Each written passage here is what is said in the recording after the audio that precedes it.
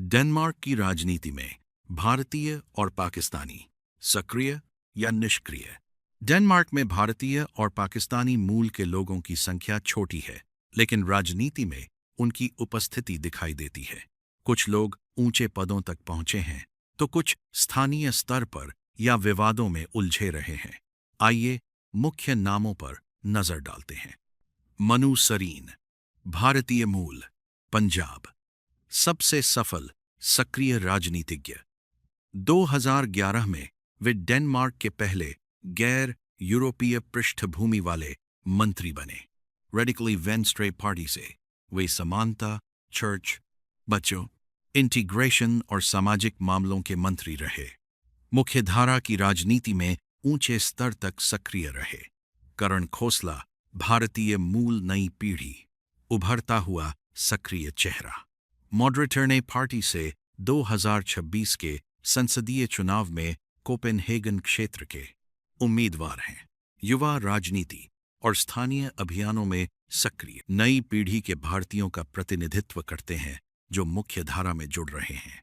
स्मिता सलाग्रे, मुंबई से डेंटिस्ट, 2025 के स्थानीय चुनाव में मॉडरेटर ने से ओडेंसे में लड़ी।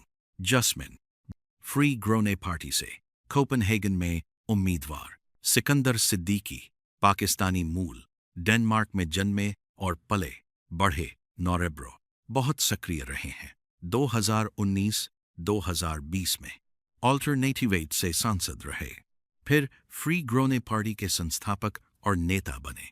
2025 में कोपेनहेगन सिटी काउंसिल के सदस्य चुने गए। टकराव वाली शैली के लिए जाने जाते हैं और पाकिस्तानी समुदाय से जुड़े विवादों में भी रहे। विलायत खान, पाकिस्तानी मूल, काउंसिल में लंबे समय से स्थानीय राजनीतिज्ञ, कई पार्टियां बदलीं और पाकिस्तान से जुड़ी दोहरी राजनीति में भी शामिल रहे।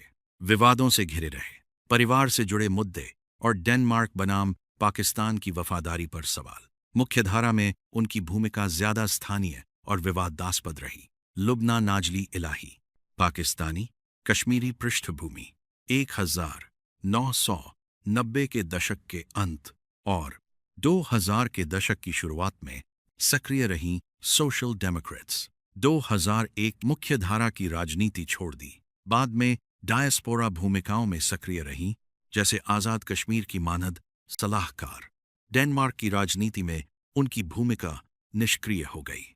समग्र तस्वीर, भारतीय मूल के राजनीतिज्ञ मनु सरीन और करण खोसला जैसे आमतौर पर मुख्यधारा की पार्टियों में ज्यादा एकीकृत रहे और ऊंचे पदों तक पहुंचे। पाकिस्तानी मूल के राजनीतिज्ञ स्थानीय स्तर, खासकर कोपेनहेगन पर मजबूत हैं, लेकिन उनकी भागीदारी ज्यादा बिखरी हुई और विवादों से भरी रही है।